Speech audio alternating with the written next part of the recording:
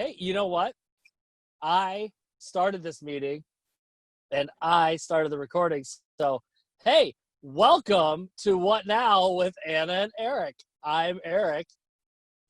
I am Anna. Oh, look at this. Yeah, roles are reversed. Oh, man. You know, Jesus take the wheel. Eric took the wheel on this one. That's all I got. I just really wanted that taste of power. So that's all. I don't really need it. The power So, gets you. It yeah, gets you. I know. So I would abuse it, I think. I've read enough of this Bible so far that I know it's a slippery slope. It's a slippery slope. Yeah. So what's going on with you, Anna? Tell us what's happening in your life. We haven't done that in a while. What's going on with you? Yeah, that's very true. You know what? I have and this is gonna sound like I'm channeling Eric, but my fitness regime has been through the roof. For me at least. Huh. Yeah? Yeah. Been regularly working out like 5 days a week, so Look at this. Look at yes. you. Crushing it. Crushing it. Yeah. Yes. Have you had any self-evaluation going on while you've been working out? Not really. Oh. I haven't quite reached your level. You know, it's a different level. It is a different level. So understandable if you don't quite make it there. But yeah. Hey, One day. proud of you. Thank you. You know what's How are nice you? is I am good, but I wish I had more of the look. Like you're in a car and you've got the bandana, like a bank robbery is gonna happen here pretty soon. Like at any moment. Yeah, as like we end this podcast, I'm just gonna I'm just waiting for people to jump in your car and you pull it up and drive like you're the getaway driver. Get in gear. Start driving. Yes. Yeah, it's all right. That would really do it. So I think we yeah. We went into a restaurant and my sister says, "You're not gonna wear that, are you? You look like we're gonna rob the place." I was like, "That's why it's cool." This is my favorite mask. This is my favorite mask. Oh, that is wonderful. That's great. Man, too bad you don't have your suit of armor yet. You can just wear that around. Yes. That would be true. It would be fun to just like put the full helmet on. Just the mask underneath. Oh yeah, you'd sweat all sorts of crazy.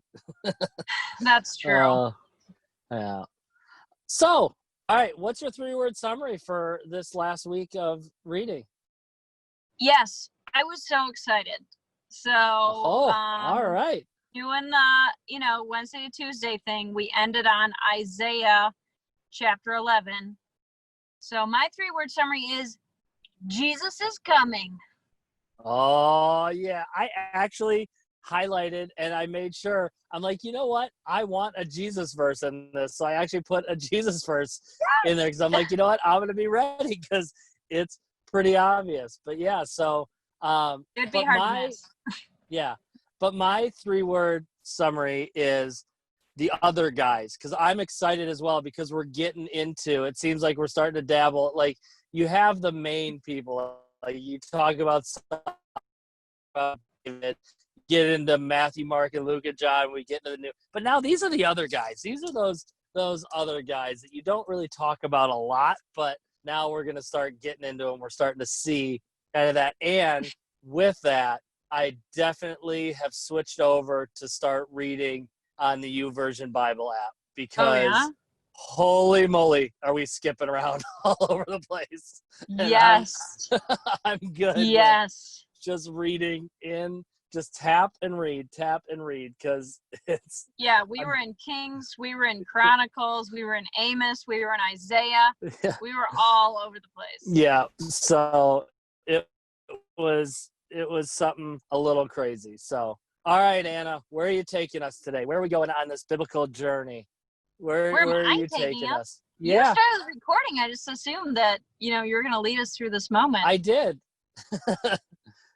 No, That was rude. I told you, I was just happy that in your servant leadership, you allowed me that place to, really see what it's like to be you for that moment. Okay. So that was really nice, but it's really your show. I just get to hang out. That seems So. like a untrue, maybe. Well, okay, let's start out on a positive note. All right. Second Kings, and I think this is the second instance of old time smack talk that goes down. Old timey smack talk. There we go. Second Kings chapter 14. It's 8 through 10. So Amaziah sent messengers to Jehoash, son of Jehoahaz, the son of Jehu, king of Israel, with the challenge: "Come, let us face each other in battle." But Jehoash, king of Israel, replied to Amaziah, king of Judah, "A thistle in Lebanon sent a message to a cedar in Lebanon. Give your daughter to my son in marriage." Then a wild beast in Lebanon came along and trampled the thistle underfoot. "You have indeed defeated Edom, and now you're arrogant. Glory in your victory, but stay at home. Why ask for trouble and cause your own downfall and that of Judah?" And I was like, wow, he's like smack talking with some crazy metaphor. Yeah. Like, you're a thistle, I'm a cedar. Yeah, using imagery there, really setting it apart. But It was good. And once again, sending a message by messenger. Like, how, like, oh, that's so good. Send it. 10 days later. Like, Yeah. it's so, like, I just picture those little dots on your phone when somebody's typing and you're just waiting. And it takes 10 days. Yeah, it takes forever. Oh, but yeah, you know what? Smack talk. It's good even back then. A good little ribbing. But yeah, if you get to the point where you're straight up smack talking by like marrying off daughters, like you got it. Yeah, like that's a whole new level of smack talk right there. Like, Yeah, it is. yeah, like listen, you're a thistle, I'm a cedar. Now just shut up and have your daughter marry my son, and we'll call it good. Like, Yeah. like, listen, move along. But yeah, that's always a good one. I just wanted to start with that, Yeah. felt right. We did get some good kings this round, or at least They're pretty trying. good. They're Yeah, trying. we had kind of an upward swing a little bit. I mean, some of them were not terribly great, but there were a lot more guys who were like, okay, I'll follow God, or at least I'll try. Like, there was one where it literally said, and this king followed God, but not wholeheartedly. So I was like, well, 50-50. But yeah, and that's what I think. Maybe it's just because they like some of the really bad kings set the bar so low, I guess. Like the ones that came after, like, I can do a little bit better than that. Like, you know what? Yeah. Let's just see if we can move the needle a little bit in the right direction. So that's pretty, like you said, at least if you get going in the right direction, that's a good thing. It shows progress. There was so we started out with Joash, was kind of like one of the first kings that we looked at, and Jehoiada. Yeah. Do not quote me on the pronunciation of this name. He was this priest, and so his wife. Oh, so first of all, this is the cool thing about reading Kings and Chronicles simultaneously, because when you read Kings, it tells you that the sister of the late king saved his son. Well, then you go to Chronicles and it tells you the sister of the late king was married to the priest that then was a counselor to the king. So like you get that extra information when you read them both together. So that was kind of cool because I didn't notice that before, or I would not have noticed it otherwise. Yeah. But there's this chunk. So it's been 7 years. Joash has been in hiding. And then it says 2 Chronicles 23 verse 1. It says, in the 7th year, Jehoiada showed his strength. And then he went through, brought all these army guys in, and they just like totally took over the country. But it was just kind of like a cool statement, you know, like there's this guy, he's this priest, not necessarily people expect a rebellion coming from him. But he showed his strength. And I was just kind of, I don't know, I just thought that was very cool. And I thought, what are instances in my life where I need to come and show my strength, you know, like the strength that I have in God. So, I don't know, that was kind of cool. Wow. See, now that's what I like about this is now, see, you're going deep into this. And that is something that I never thought of it that way. Look at that, bringing that out. But yeah, it's like you could really look at what's going on in your life and how things are. And maybe there are things where people might not see you that way or might not think you could do that, but you have the ability to show your strength and to say, listen, I'm here and I'm going to do this. Yeah. Wow. Great job. That was pretty cool. Look at that. So here, but you started out with good news, some exciting stuff with the smack talking, but really, where did you pick your Jesus verse from? Did you have one this week? I'm going to be honest. I just put down Isaiah chapter 9, 1-7 and Isaiah 11 because it was all Jesus. It really was. Now, I did actually put down a verse that was not in either of those, but I felt like applied. So it was like one of the first ones I wrote down. 1 second. Because I was like, oh, dude, this is totally what we're talking about right now. 2 Kings 13:5. The Lord provided a deliverer for Israel, and they escaped from the power of Aram. So the Israelites lived in their homes as they had before. And it's just, so I'm reading, you know, through Kings and everything, and we just went through Judges where God kept sending deliverers, and he kept sending judges who would rescue the people, they would rescue the people, they would rescue the people. And then we get to the end of kind of this week, and God is talking about a bunch of stuff that's going to happen in the future, and he's like, all right, here's the sign I'm going to give you. And he talks about the ultimate deliverer, you know? And it was just kind of cool to see. It kind of felt like we were building up to this, you know, especially. I mean, we were building up to it, especially like when he's talking about like he's been sparing Israel for so many generations because of the promise he made to Abraham, Isaac, and Jacob. And it's just, and so it's kind of like you see two sides of it. On one side, you see basically the righteous anger of the Lord is building up against Israel, but at the same time, God is building up the ultimate deliverer. And even as he is passing this great judgment, he's saying simultaneously, he's saying, yeah, I'm going to bring this great judgment, but along with it is going to be the greatest deliverance. So I'm just like, that's so cool.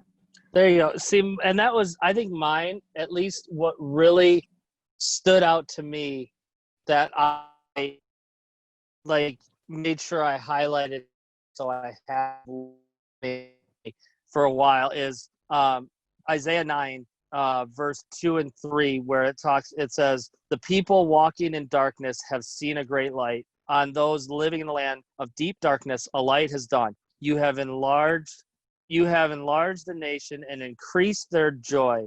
They rejoice before you as people rejoice at the harvest. Like I'm like that's the whole point of this. Like that's get to, even as he's saying that, like we get to live that out and share the message and be that light. Like that light has dawned. Like that's there, and there is those people walking in darkness that don't know that, and we get to let them know about that great light. So I just thought it was really cool that this is before that, and we get to actually live out that statement, which is really cool for me. I don't know. I just thought that was like pretty awesome. But That was a really good verse. That struck me when I was reading it. I also like when you go to verse 4 and it says, for you will break the yoke of their slavery and lift the heavy burden from their shoulders. And really that burden is, death is the consequence of sin. It's the burden of sin. I thought that was good. yeah. So I'm telling you, good stuff. That Isaiah really coming through in the clutch. Tell you what. Yeah. Proverbs is my favorite Old Testament book. Isaiah's number 2. All right. So this is what you get when you let me be in charge and start a meeting. That's okay. You know what? This is like I'm apprenticing you, so And I failed. But you did good. You did really good. I tried really hard. That's Honestly, if I wasn't such like a high maintenance mentor person, you probably would have had a better chance. It's all right. You're just that much better. That's it. People need to see the fact that how great you are at what you do, that I can't even step in and do it well. It is what it is. You're great, Eric. But I'm glad you committed. I have a different shirt on. I'm in a day like you committed. You've got the bandana still, just sunglasses inside. I felt like something needed to remain the same between previous and now. So, to our listeners, welcome back from our commercial break where we lost reception. Yeah. So any sponsors you might have heard during that, we're really appreciative of them and of all course. you do for us. Yeah, and any sponsors who wish you had been heard about, please contact Eric Anderson. Yeah, we could have put you right in that little freeze moment where we stopped and you could have had your sponsorship and then we would have been right back at it. So missed opportunity. We tried. But you know what, they can't all be high level. Every once in a while you got to throw something out there that isn't great. But really, I think to get back on and really close with next steps and what you brought to the table in the earlier podcast was before the break was phenomenal. So what was your next step? My next step was but before that, really quick, because I found my Jesus verse. This is what it is. Go.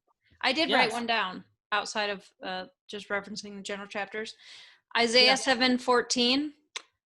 All right then, the Lord himself will give you the sign. Look, the virgin will conceive a child. She will give birth to a son and will call him Emmanuel, which means God is with us. The most obvious tie to Jesus ever. Anywhere in the Old Testament. It is the most obvious tie. So I guess you went direct into it. I went like, ooh, light in the darkness, joy. I kind of went with but hey, that's once again difference between me and you. But it's all good. So well, this ties into my next step for me. So mine is to look for Jesus everywhere. Something fun that we've been doing is we've been looking for Jesus as we've been reading throughout the Old Testament, and he really is everywhere in the Old Testament. But I think it can be cool and it can be very good for us to look for Jesus in our circumstances, to look for Jesus in our relationships, to look for Jesus in our futures, to look for Jesus in the midst of our difficulties and our problems, and ask ourselves, even in those moments where we have struggled in the past, and to be able to ask Jesus, okay, Jesus, I struggle with this. Where were you in that? So look for Jesus. That's my step. And so my next step, it's not even mine, it's yours, because I'm tying it into yours because it was so awesome when you said it. But your verse that you talked about earlier, and don't be afraid to show your power. Yes. Don't be afraid to.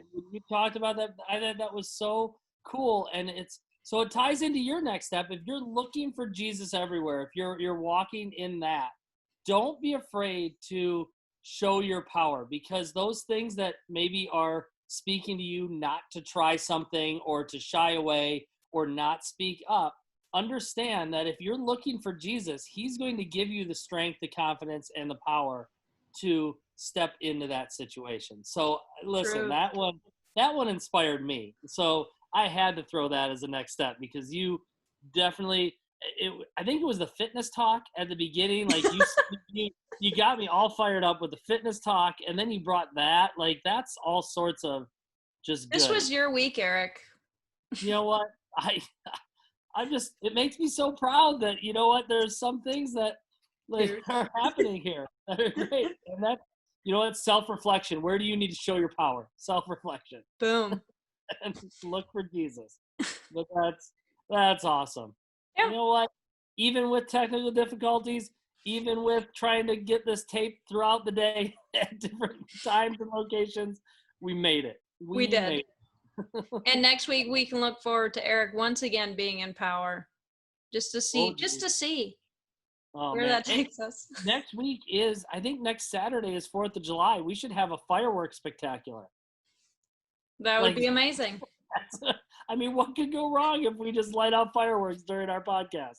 What could really go wrong? Now, how about you light it off in your half? Oh, all right, yeah. Okay, I see. I'll do have that. like a sparkler. Oh, there you go. All right, so yeah, we will go into that. So that can't go wrong. I mean, I see nothing wrong with that. You know what? I don't see anything. I mean, what accidents have ever happened with fireworks? Really? Exactly. Ever. So look for Jesus in your life, and keep with this How to Read the Bible program plan. And don't be afraid to switch to the YouVersion Bible app and start going there, because that's right. That's where I'm going. I am gonna definitely tell you, I will have my study Bible out in front of me as I do this, so it's kind of, listen, it's like a blankie. You just need your nice warm blankie to keep you safe, and that's what my study Bible is for me. So, and that's okay. Whatever works. Whatever gets you through the Bible. Again, that's what I'm talking about. Whatever gets you through the Bible. That's not quite right, but you know what I'm saying. So anyways, we will see you next week and continue our discussion in the Bible. And we are out. We're out. See ya. See ya.